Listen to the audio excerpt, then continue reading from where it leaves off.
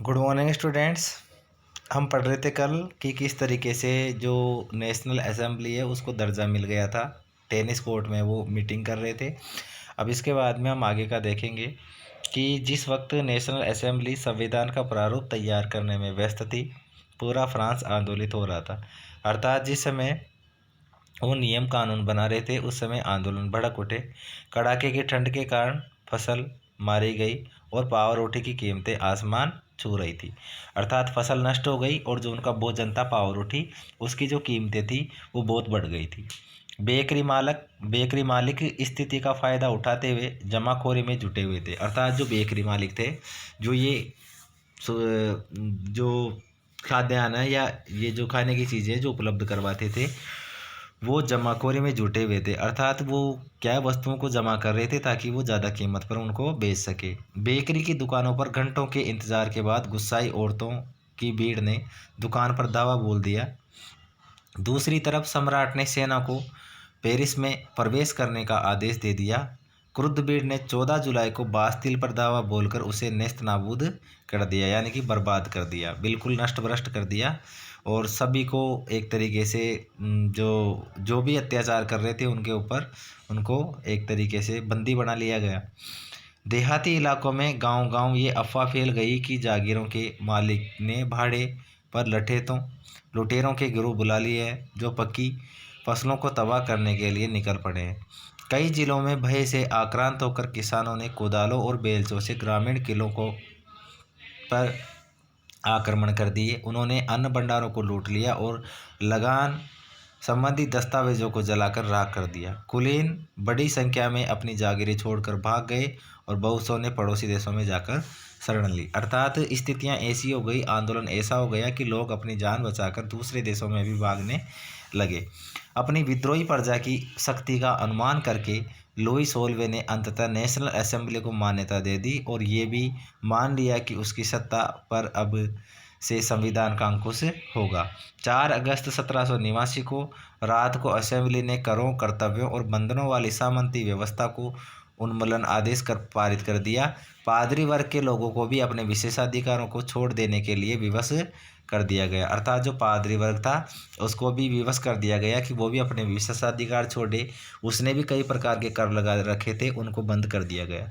धार्मिक कर समाप्त कर दिया गया। जो टाइथ नाम का जो कर था उसको बंद कर दिया गया।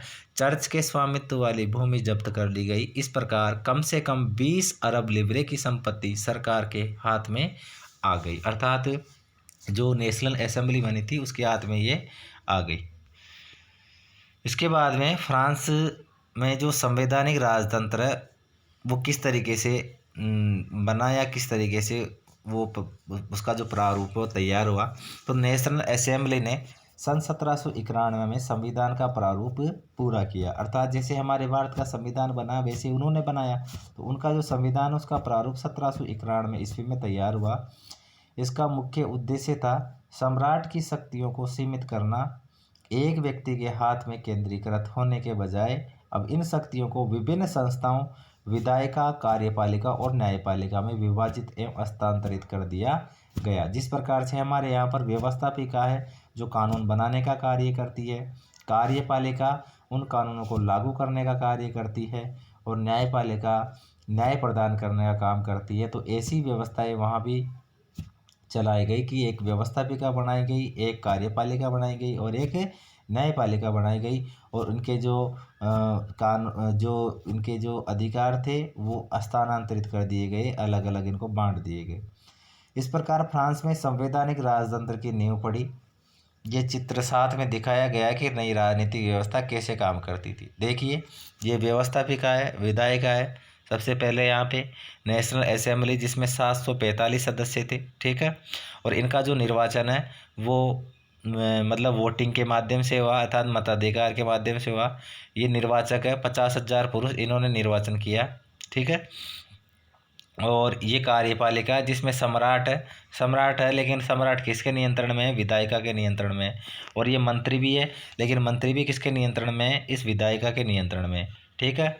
इसके बाद में इधर न्यायपालिका जिसमें न्यायाधीश है, और ये भी क्या है, वोटिंग के माध्यम से इसका निर्वाचन हुआ है। सक्रिय नागरिक, मतदान प्राप्त लोग 2.8 करोड़ की जनसंख्या में लगभग 40 लाख। ये मतलब जो जिनको मताधिकार प्राप्त हुआ 2.8 करोड़ में से जो लगभग जनसंख्या थी उसमें से 40 लाख लोगों को वोट देने का अधिकार मिला। निष्क्रिय नागरिक, मताधिकार प्राप्त नहीं है, अर्थात कुछ लोग ऐसे हैं जिनको मताधिकार प्राप्त नहीं है। लगभग 30 लाख पुरुष, महिला, बच्चों और 25 वर्ष से कम उम्र के व्यक्तियों को मताधिकार प्राप्त नहीं था। अर्थात ये है जिनमें पुरुष है, 30 लाख पुरुष है, महिलाएं हैं, बच्चे हैं, और जिनकी उम्र 25 वर्ष से कम है उनको वोट देने का अधिकार नहीं दिया गया। तो ये संविधान का एक तरीके से इन्होंने प्रारूप तैयार किया, और राजनीतिक जो व्यवस्था थी उनकी इस प्रकार से थी। ये विधायिका है, एक कार्यपालिका, एक न्यायपालिका, ठीक है। तो विधायिका के अंडर में काम कर रहे हैं दोनों, सम्राट भी है और मंत्री भी है। तो विधायिका के अंडर में काम कर रहे हैं, और विधायिका में 745 सदस्य हैं।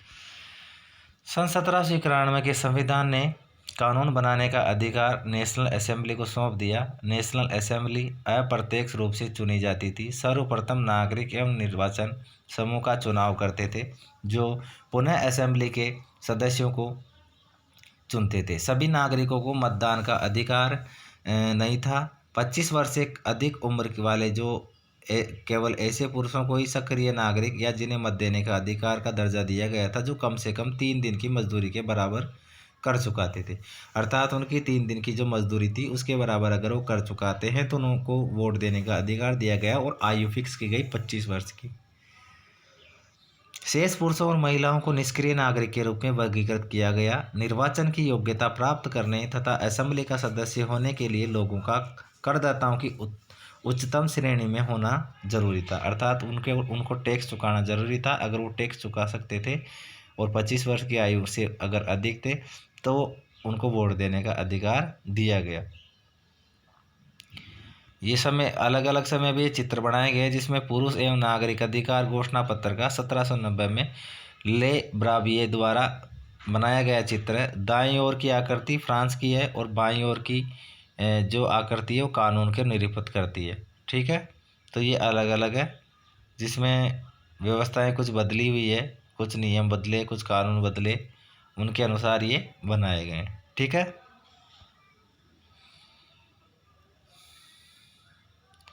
और इसके बाद में हम देखेंगे कि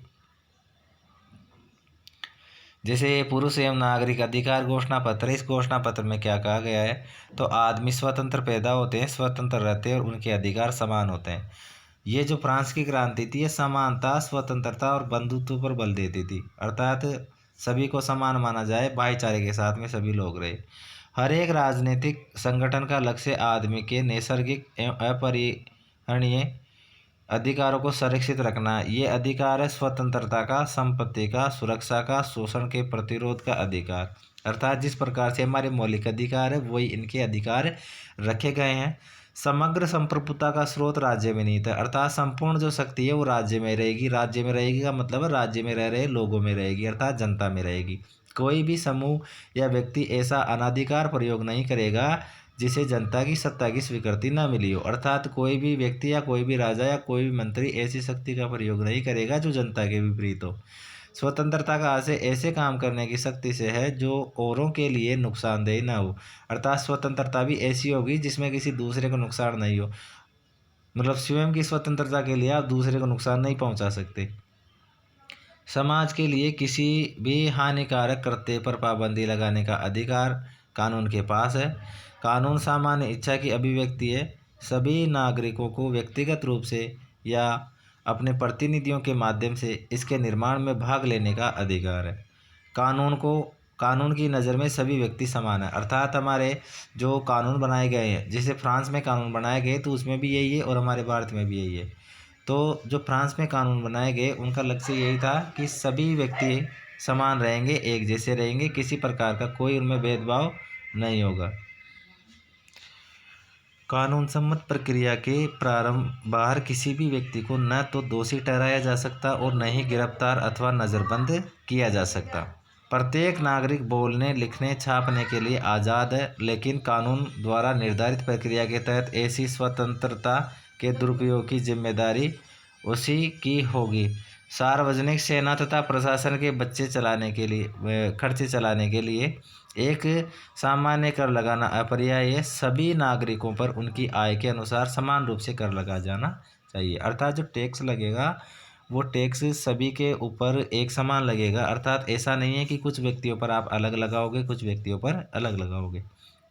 चूँकि संपत्ति का अधिकार एक पावन एवं अनुल्लंघनीय अधिकार है, अतः किसी भी व्यक्ति को इससे वंचित नहीं किया जा सकता जब तक कि विधि द्वारा स्थापित प्रक्रिया के तहत सार्वजनिक आवश्यकता के लिए संपत्ति का अधिग्रहण करना आवश्यक न हो। ऐसे मामलों में अग्रिम मुआवजा जरूर दिया जाना चाहिए।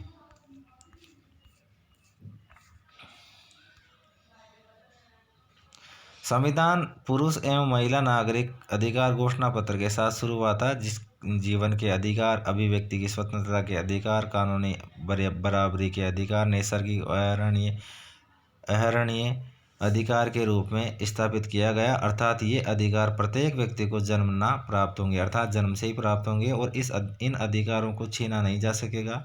राज्य का ये कर्तव्य माना गया कि प्रत्येक नागरिक के नैसर्गिक अधिकारों की रक्षा करे, अर्थात उसके जो जन्म से अधिकार है, नैसर्गिक प्राकृतिक अधिकार है, उनकी रक्षा करेगा। ठीक है, इसके बाद में ये कल पढ़ेंगे हम आगे।